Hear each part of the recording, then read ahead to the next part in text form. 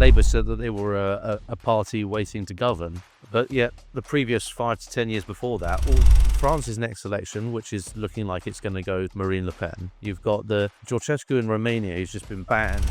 He's done a lot of good, and he's championed a lot of very key issues.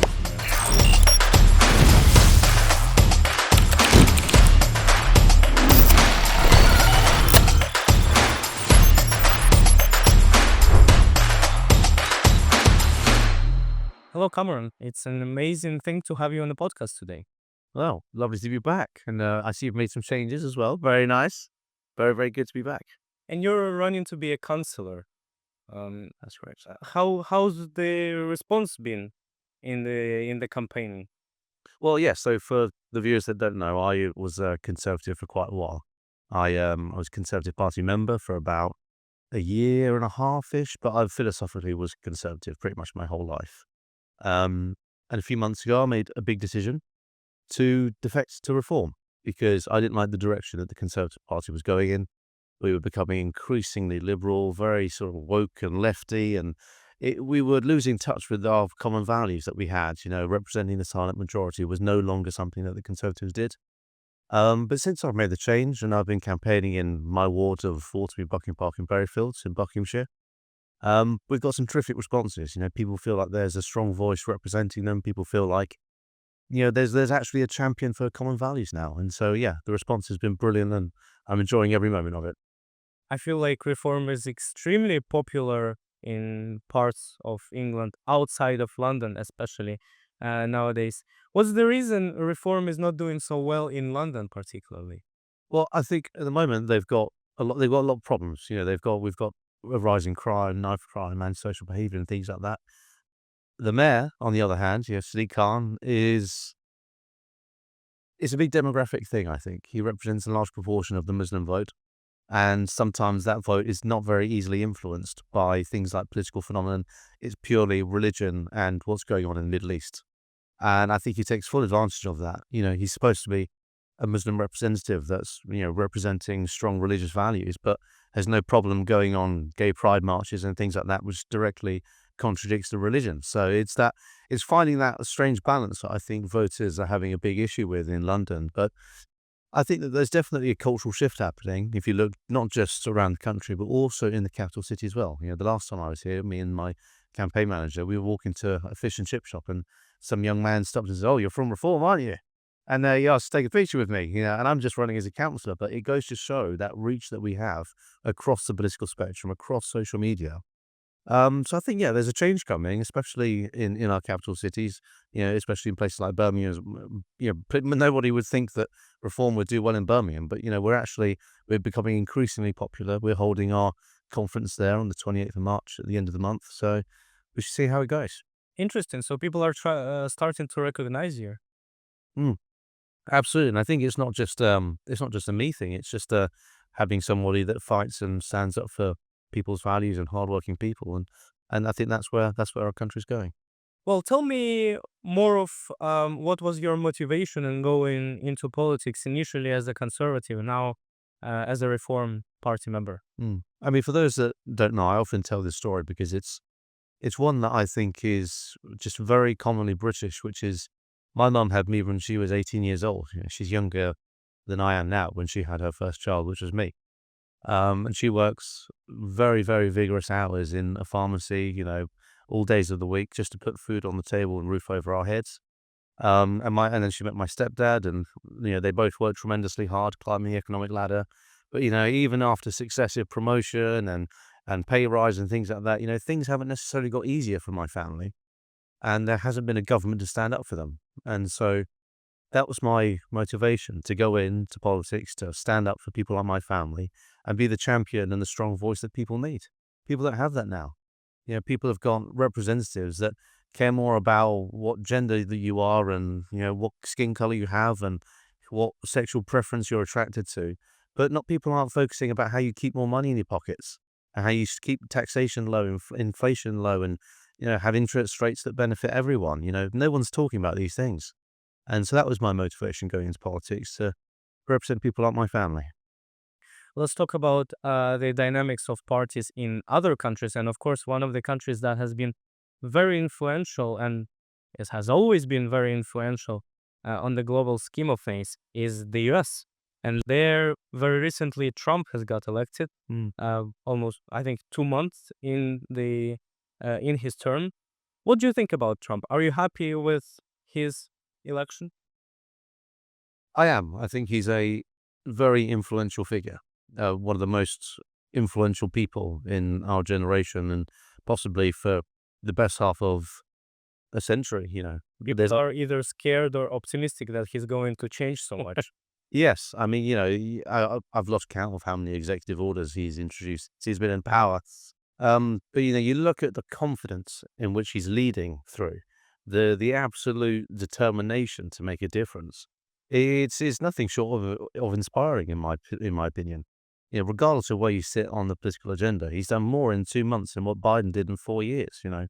And I think that's really, really important to keep in mind. But yeah, it's a very powerful country, and I think especially here at home, we've got to be more productive in stepping away from America's influence. And I think Europe has to look at that as well and figure out what our relationship with the US is actually going to be like. I don't think many people are especially optimistic about Trump's term here, especially London, especially big cities. But his relationship with Keir Starmer, especially, has been very interesting over this Yeah. past Yes. few months, because previously Keir Starmer has expressed a lot of criticism about Trump in his early career and so on and so forth. And now he has to deal with him diplomatically. Do you think he's done well in that regard? I think he's failed miserably. I mean, you look at people like David Lammy who have absolutely berated Trump in the past. Labour said that they were a party waiting to govern, but yet the previous 5 to 10 years before that, all of their shadow cabinet colleagues have been berating members of the Republican Party in the United States, particularly Trump. Elon Musk, for example, Vivek Ramaswamy. These are all people that most people in the in the cabinet now in government under the Labour Party under Keir Starmer's leadership have belittled and berated senior government officials in Trump's administration. So no, I don't think they've diplomatically succeeded at all. I think they've failed miserably. They've got involved in, criticizing foreign politics. And when it comes back to bite them, they don't like it. And I think that's down to them and only them. They need to take responsibility for it.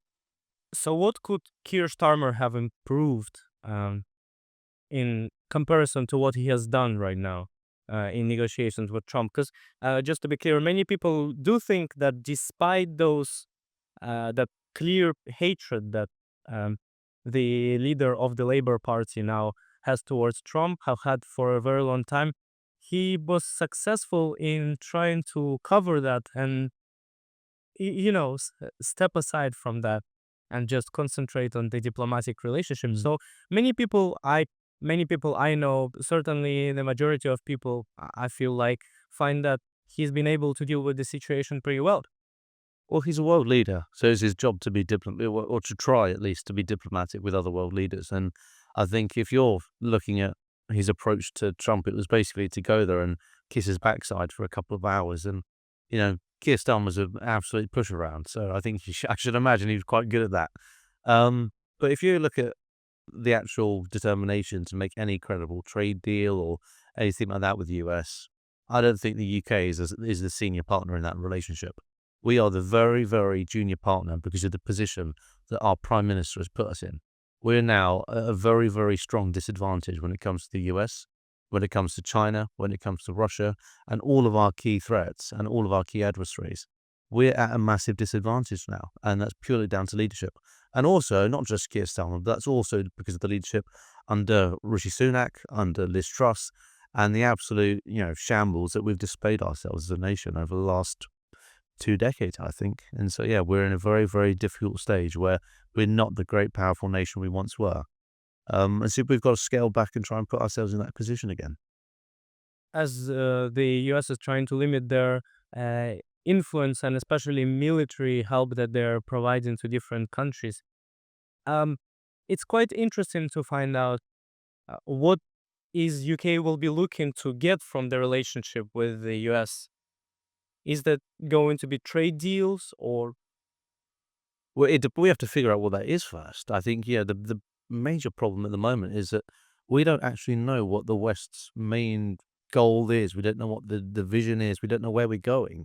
What is it? Is it economic prosperity for everyone? Is it prolonging wars in Eastern Europe? Is it, I mean, what is it? What's the direction that the West is heading in? Nobody knows, because you've got France's next election, which is looking like it's going to go to Marine Le Pen. You've got the Ceausescu in Romania, who's just been banned by Romania for for becoming When's the president. election in France? I think it's in a couple of years. I think because we've just had one. I think it was last year, I believe. I think there's still a couple of years to go yet. But even so, that's going to be a massive leadership change. You've got Meloni in Italy, got Keir Starmer here, and you've got Trump in the United States. So I don't know what the West's direction is. People are extremely different. Yes, all the countries and the values of their leadership are so different that I think it our destiny is very unclear, and I'm very worried actually that the West is losing a battle within itself as to its direction, its progression, and where it's actually taking itself. European countries, in particular, European countries, including the UK, have expressed their interest in further supporting Ukraine militarily, and particularly Keir Starmer has given a big pack of help to Ukraine. I believe that was in billions of 3.2 billion, I think. dollars, of pounds. Hmm. So what do you think of that? Do you think that money is rightly being directed to Ukraine, or that money should have been redistributed to some of the areas the country really needs now? I mean, as sympathetic as I am with the cause for helping the Ukrainian people, And be you know, careful, I'm Ukrainian. oh, well, all right, no, yeah. As sympathetic as I am, I think we've got too many problems at home to be starting to try and police the world. Um, the United States is in a bit more of is in a much more economic position to do that, but they're much more driven towards ending the war. They don't seem to be looking to fund it more. Yeah, and that's the thing, is that uh, this is why I have a big problem with people like Boris Johnson, for example, who were the first ones to send aid packages, military packages in, and what do we have to show for it? Nobody's talking about peace anymore. It's only Trump in the United States that's talking about peace. Keir Starmer's certainly not interested in it. European Union certainly aren't interested in it. And so I think we need to be more interested in it ourselves. Well, that's the thing, and it's also hard to say at which stage is NATO, and which stage is the preparedness of the UK to fight countries like Russia potentially. What's the stage of the military in your country? I mean, our military is in a very dire situation because we've neglected our veterans and our armed service personnel for so long now that I don't think nobody truly believes that we can defend our borders if we're attacked. But I think one of the reasons I try not to talk about war and conflict so much is because I'm very anti-war. I very much share the sentiment that RFK Jr. in the United States, the health secretary, shares, which is that we need to be more driven towards peace. Why are we so focused on war? And it's one of the biggest moneymakers. The two biggest moneymakers in our society, where the share price of these companies never go down, is military companies and big pharma. Those are the two major industries in which is always profitable. Military was literally the first industry that introduced fiat, Yeah. introduced money as a whole. Yeah. Before, people were trading with I give you uh, something, some food, Yeah. and you give me a cloth, Yeah. and there was no currency. Mm. But the war as a whole changed that. But let's move away a bit from the global politics and focus more on the country. Yeah. Especially on your party, as I can see that a lot of people are drawing the comparison between Nigel Farage, your party leader, and Donald Trump. Do you think they're similar in some way? And what's the prospects of Nigel Farage as a leader? Oh, well, I think they're similar in the fact that they're both standing up for working people's values and working people's livelihoods. They're driven towards making sure that people keep more of their own money. They're driven towards safer streets, strong borders. These are all the things that our governments are not talking about and have failed to act on for decades. Immigration has got massively out of control in this country. Unfortunately, we're not in a situation where we can just build a wall and stop everyone from coming in. But we are in a situation where if we make sure that this is a Navy operation, not an RNLI issue, we can actually take more control from that point of view. If we want to make our streets safer, we can put more police involved, give the police more powers to deal with things. And there's so many similarities that they have. There's many things that they feel differently about. For example, the Chagos Islands. Trump is seeming to be more pro, giving the Chagos Islands away. And Nigel Farage is obviously, we shouldn't be giving away our territory, quite frankly, when it tactically suits China and a lot of our adversaries. But I think they have a lot in common. But what they have in common is all good, I think. At which stage do you think is the party as a whole?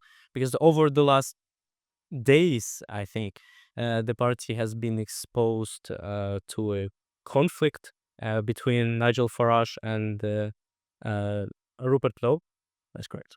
And that's quite disturbing for people. That must be quite disturbing for people inside of the party, because now they, in a way, have to choose who to support here, or do you not have to choose?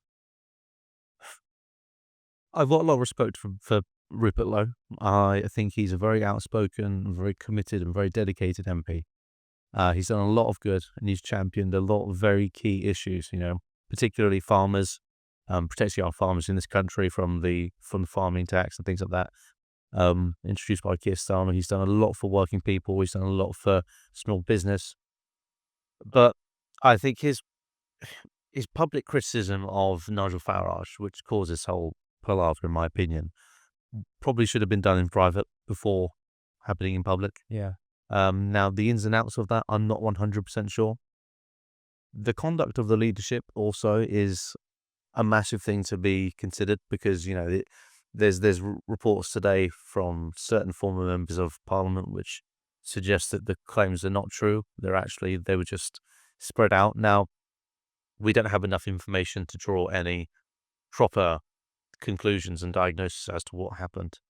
But my only advice to the senior leadership and to people in the party is to stay put and try and get focus on tackling the issues of the day rather than party politics.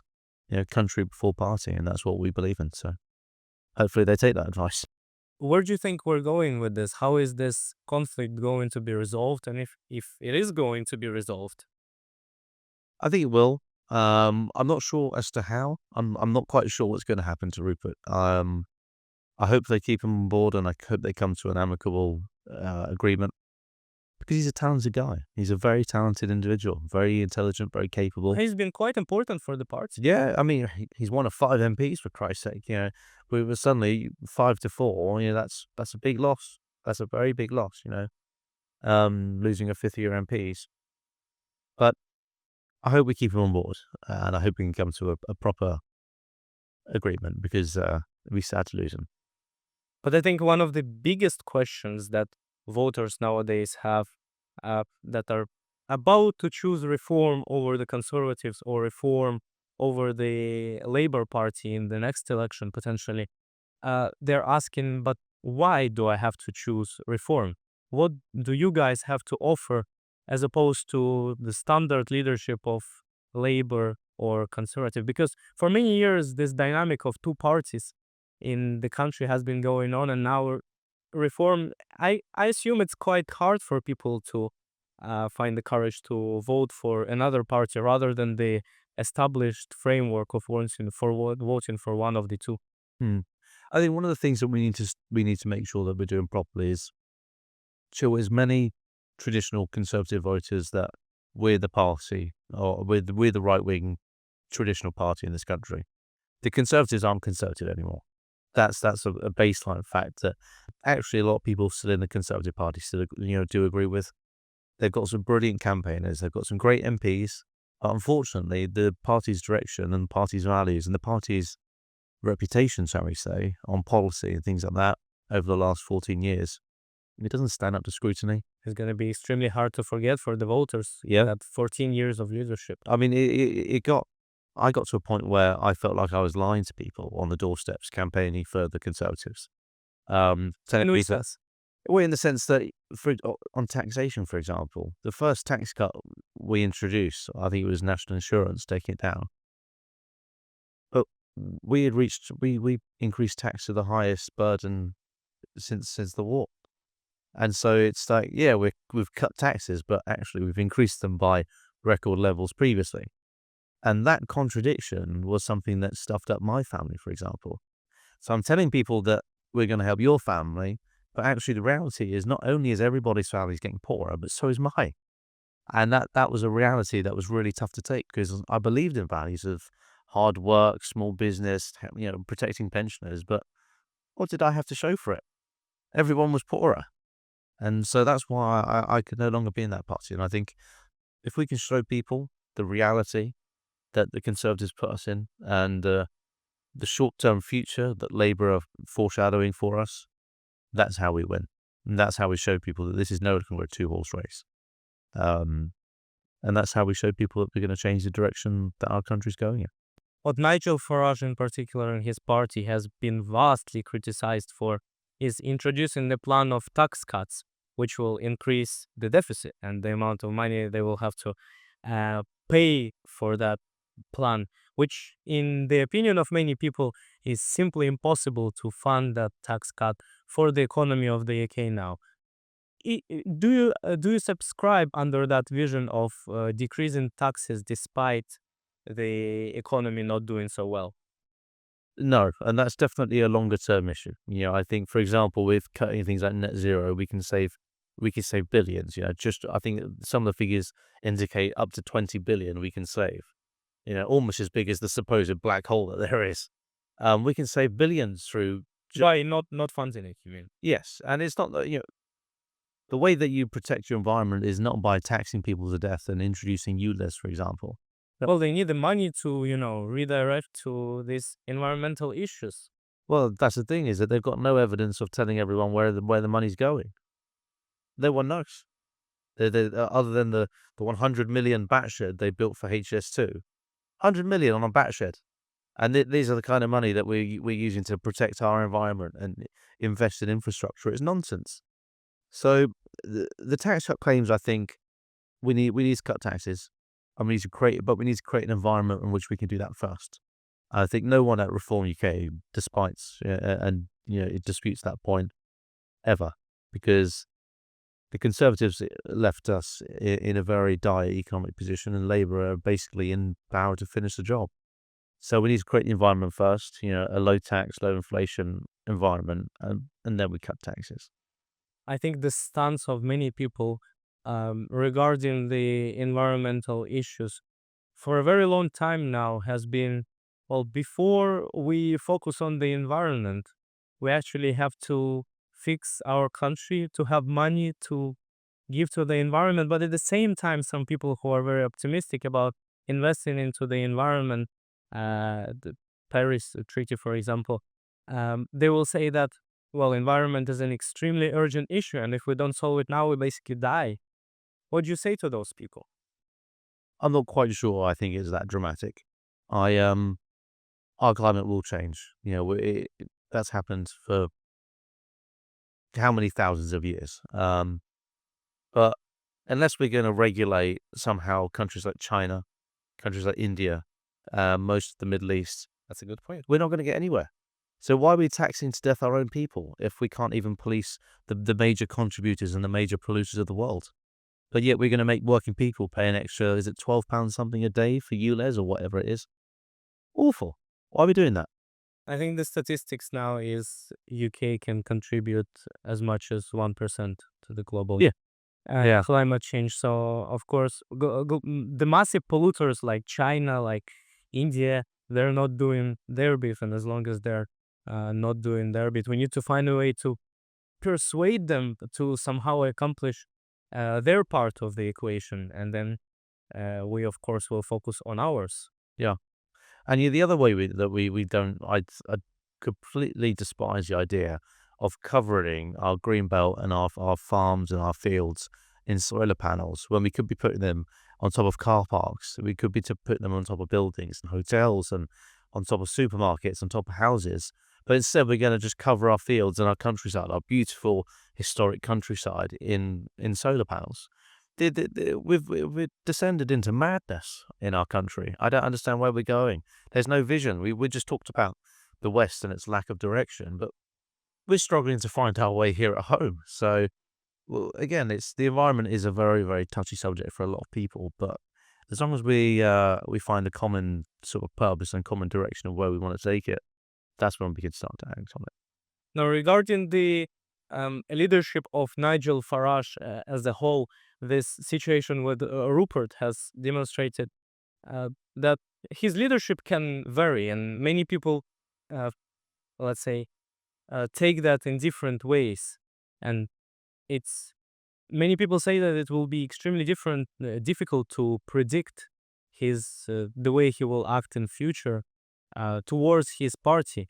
What do you think his leadership is like? Do you think he is a skilled leader, or as many of the left wing people say now, that he is a vulnerable leader trying to silence many of the MPs working with him in case they become more popular than him, in case they voice their concerns about the party? Is Nigel Farage a skilled leader?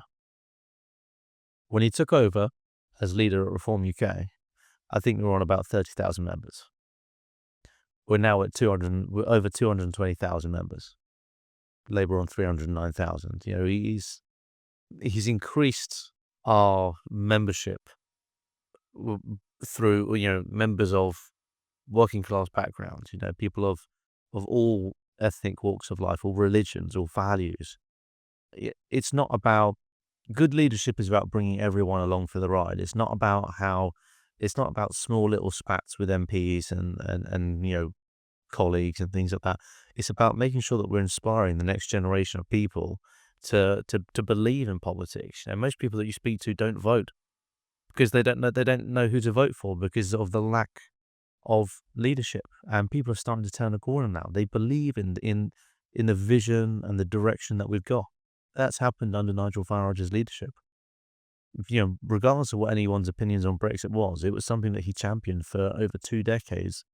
Finally got it through, and then the Conservatives of the day, the Brexiteers, you know, David Davis, Boris Johnson, yeah, they sabotaged it, and it wasn't the same reality that he wanted to reflect. And so, yeah, I think he is a fantastic leader. He's inspired a country that there can be hope, that we can be optimistic, and we have got a bright future. And that's what good leadership looks like, in my opinion. So you think Brexit was predominantly a good thing for the country? I didn't say that. I said that it was something that I think had massive potential. I think that a lot of people were let down. If you talk to most people now, they voted for Brexit and they didn't get the reality. You know, most people voted for Brexit because they wanted stronger control of our borders. That did not happen. That was a direct lie. Not on the behalf of the Brexiteers. That was a direct lie on behalf of the government of the day. You know, Boris Johnson, David Davis, Michael Gove, the people that had their fingers on the levers of power. They said that they were going to take control over these issues. They said they're going to get Brexit done. You know, they've got this lukewarm deal through, and unfortunately, they failed to act on it. So, I think it was an idea that had massive potential, but the reality of it, unfortunately, was squandered by the government of the day. I think we're clear on the ideological reasons why people would vote for reform nowadays. Let's move away to a bit of economical reasons. What do you think are the main economic solutions the Reform Party is offering to people in comparison to what has been offered by the Conservatives, by the Labour, and where is the improvement for the country? Well, I mean, we support the peace agreement that President Trump is trying to facilitate. You know, we do believe in shortening, well, not shortening, just stopping being obsessed with war, you know, internationally. We can save so much money by reinvesting it in the infrastructure and military that we have in this country. We can create so many new jobs in technology, innovation, you know, with the military and things like that, as well as science and other forms of innovation. This idea about cutting taxes, you know, it is a touchy subject because how you go about doing it is very worrying for me. You know, at the moment, this idea of just tax spend and, you know, just borrow it tell the Bank of England to print it. It's such an insidious phenomena that we did that during COVID, where Rishi Sunak printed £500 billion UK pounds and just printed it into the economy and expected nothing to happen. So the economy is something that we have to be very, very careful with, because the moment Steve Baker often talks about, the moment you debase economy and you carry on debasing the currency, it causes so many problems that most people, including myself, don't properly understand. And I think that causes a wider economic cloud that I think we've got to try and avoid. But no, I think people want to be optimistic. We're providing an economic outlook, on cutting taxes, scrapping net zero, staying away from £100 million bat sheds. And I think that's what what we want to deliver for working people. And that's not what Labour and the Conservatives are giving us. Now for some of the viewers from your ward, people who are potentially going to be voting for you as a councillor, what do you have to offer as an individual, not as a party member, but as an individual, for people to be able to say, yes, I'm going to be backing the candidate? So in my ward of Waterloo, Buckingham Park and Berryfields, we've got one of the best, one of the most incredible residential communities I can ask for. They're innovative, they're entrepreneurs, they're doctors, they're nurses. These people, the people in my ward work so hard. I work in a pub, for Christ's sake. I see people and I meet people from all walks of life. And when they go to the ballot paper, when they put their tick in the box on the 1st of May, they can look at my records, what we've done.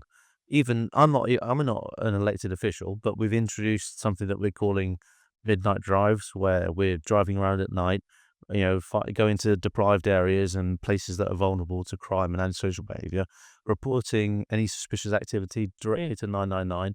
So the police. You have done that. We do that, yeah. Me and my team, and it's a growing thing. We're working. Yeah. Yeah, we're working with the neighbourhood watch and things like that. But this is delivering on creating a safer community. Now, our current elected officials, they're not doing that. The other candidates aren't doing that. We're getting involved, litter picking and things like that. We go out canvassing every other day. Not even canvassing, just talking about local issues. We're working with the parish council, setting up a people's army, making sure that we're keeping our streets safe, clean, and more prosperous. Who else is doing this? And the answer is nobody. We've got a lot of problems, not just in my ward, but in Buckinghamshire as a whole. We've got Buckinghamshire Council reports that they're on the edge of going bust. And the council tax going up again, and et cetera, et cetera. But I think people can judge me not by the promises of my delivery, but judge me by the delivery of my promises. And that's what we get on the 1st of May. And that's another important issue I think you've touched right there with knife crime raising, especially in London. And once again, I'm focusing on London because London is the capital and it's basically on the economic center of the UK as a whole. Uh, what's the way to solve that knife crisis? Is it to put more police on the streets? There's lots of ways that we can tackle knife crime. We have to start with education, making sure that we've got a good education system that gets people straight out of school into good employment, not lingering about on the streets. We need good clubs, social clubs for kids to go to, making sure they're not just wandering the streets with friends, getting involved with gang and county lines and things like that, making sure that there's places to go for them to socialise, interact, get skills. Policing, making sure there's more police on the streets, and bigger police presence, a more community-based police presence as well. We need a police force that is in touch with their local community, people that, making sure that we know our police officers' faces and they know us. Creating a community feel to a safer society. My campaign, my slogan is a safer and more prosperous society that we can all enjoy together. But if we can't enjoy it together, then what are we fighting for?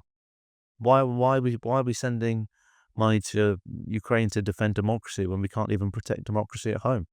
These are the big things that we need to look after our small communities in particularly in areas like Buckinghamshire, where we've got very hardworking, contributing people that aren't being rewarded for it. And that's what people will see, I think, and people are starting to definitely feel that shift. Well, it's quite interesting you mentioned education there because you yourself have not gone to the university. Do you not feel the value that nowadays university has to offer to people? Well, I went to university briefly, and I decided that it wasn't for me. I didn't like the lifestyle, and I felt like it was a little bit too much. I didn't feel like I was being taught anything. I was given the reading list before the lecture. What was the course? It was law with politics, so it was. I loved law. I love learning about the legislation and the way that the courts are run, and politics as well. It's a very controlled sort of industry. Is university? I don't think it's quite as free as people think it is. And for me, it didn't let me spread my wings in the way that I wanted to. But don't get me wrong, it was how I first got into politics. I met my first MP when I was at university. I went out canvassing for the first time. I went out campaigning for the first time. And it was brilliant in that respect. I met some incredible people. But I think we need to make university, get rid of these Mickey Mouse degrees and make people more, help people get into a proper employment and making sure that we're supporting young people with new opportunities. But yeah, it wasn't for me, put it that way. So why not stay in the university for the community rather than for the education? Because that's pretty much what many people are doing, staying for the community, people that they meet, possibly MPs, people who are skilled in the areas they would like to study. So most people, I think, nowadays do really go for the community to get the networks that are so important in this world. But I felt like my community at home needed me more. I could see that the people that were representing my family in my home ward, they weren't doing a good job, and I think that my friends' family at home, I think they needed a representative that represents them. I could have run for Staffordshire Council where my university was under the Conservatives. I could have run for a seat there, I'm sure. But I wanted to fight the political fight in my home where I live, and that's why I came back. Well, that's such a positive thing, such a positive point to end the podcast on. Thank you so much for your time, Thank you. and it's been amazing. Great to be back, and best of luck for the future. Hope it Thank goes well.